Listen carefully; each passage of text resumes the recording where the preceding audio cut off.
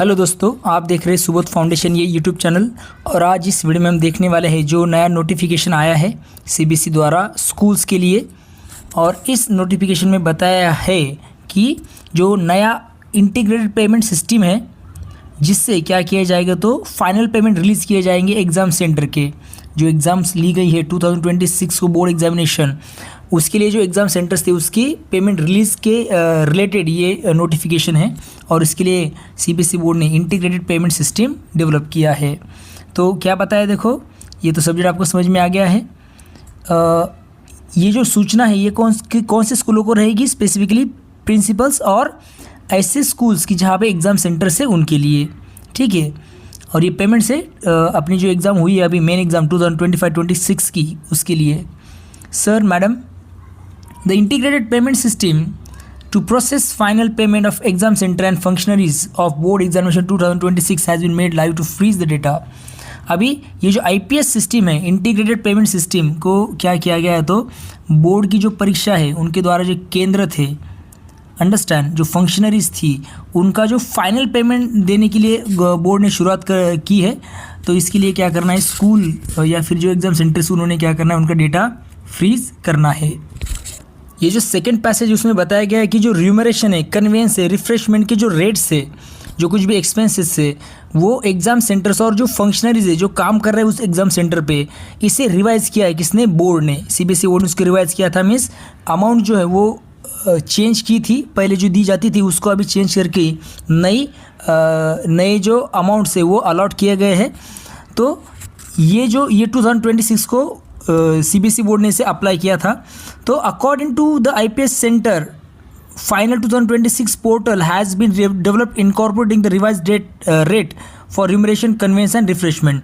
तो जो नया आईपीएस सिस्टम लाया गया है फाइनल 2026 में, इसके तहत ये जो नए रेट्स है रिम्यूनरेशन के, कन्वेंस के और रिफ्रेशमेंट के, इसे क्या किया गया है, इसमें इंक्लूड किया गया है। उस तरह से इसे ये जो इंटीग्रेटेड पेमेंट सिस्टम है उसे डेवलप किया गया है कि जहाँ पे नए जो एक्सपेंसेस बताए गए हैं, नए जो रेट्स है किसके, रिम्यूनरेशन के, कन्वेंस के और रिफ्रेशमेंट के, उसे उसमें डाला गया है, ठीक है। तो ये यहाँ पे इन्फॉर्म किया जा रहा है, he has assured on various platforms that IPS portal for various modules will be immediately started on completion of examination related activities. According to the IPS Center, final 2026 portal is being launched immediately after declaration of class 10th result।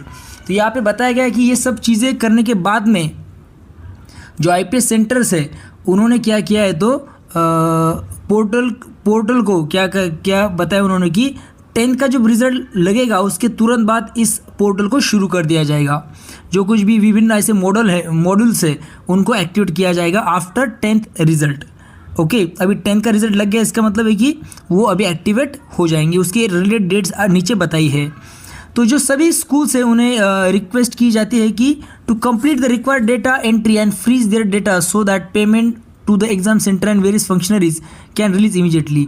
तो सभी जो schools हैं उन्हें ऐसा request किया जा रहा है कि जो आवश्यक डेटा है, रिक्वायर्ड डेटा एंट्री, उसे पूरा करें और उसे फ्रीज करना है आपको, ताकि क्या कर सकते हैं, तो जो परीक्षा केंद्र है या फिर जो कुछ भी फंक्शनरीज है, कार्यकर्ता है, उनका जो पेमेंट है वो जल्दी से जल्दी दिया जा सके। Please ensure that the bank account details are entered correctly. और जब आप डेटा फिल करेंगे तो आपको ये देखना है कि जो बैंक की डिटेल्स है वो अच्छे से भरे होने चाहिए। The principal must personally review the data before finalising and freezing it on IPS portal to avoid any inconvenience at a later stage.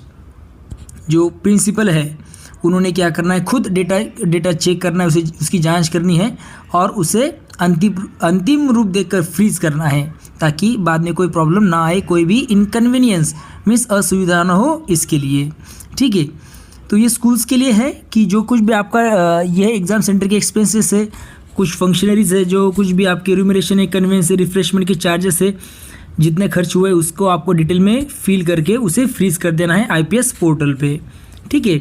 अब इसके लिए डेट्स जारी किए, देखो सीबीएसई ने।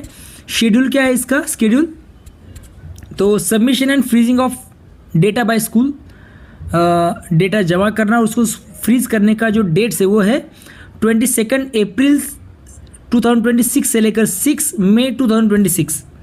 ओके, 22 अप्रैल से लेकर 6 मई तक डेट दी है, डेटा जमा करो, उसे फ्रीज करो। Refreezing in case of failure payment, अभी इसके बाद पेमेंट होगा, पेमेंट होने के बाद में अगर कोई भुगतान असफल है या फिर फेल हो गया पेमेंट, तो उसकी जो रीफ्रीजिंग प्रोसेस है वो 8 मई से लेकर 15 मई तक रहेगी और बाद में उसका पेमेंट भी दिया जाएगा। तो आई होप आपको मीन्स स्पेसिफिकली जो स्कूल्स है उनको ये जो नोटिस है, ये जो इन्फॉर्मेशन है, या उनको अच्छे से समझ में आ गई है और इन्होंने ये जल्दी से जल्दी करना है। इसकी वजह से क्या होगा, तो जल्दी से जल्दी पेमेंट भी रिलीज़ हो जाएगा। आई होप आपको आज का जो वीडियो वो अच्छे से समझ में आ गया है। अगर आपकी कोई प्रॉब्लम्स है तो मुझे कमेंट सेक्शन में बताना मत भूलिएगा। आपको बता दूं कि मेरे जो चैनल है वहाँ पर आपको NCERT रिलेटेड, CBSE रिलेटेड सब नोटिफिकेशंस मिलते रहेंगे। ओके, उसकी वीडियोस साथ ही साथ 6 to 12 इंग्लिश और 6 to 12 सोशल साइंस की भी मैं वीडियो अपलोड कर रहा हूँ, तो डेफिनेटली आपके बच्चों के साथ भी मेरा चैनल शेयर कीजिएगा। चलो फिर मिलते हैं नए वीडियो के साथ, देखते रहिए सुबोध फाउंडेशन ये यूट्यूब चैनल। तब तक के लिए thank you and take care.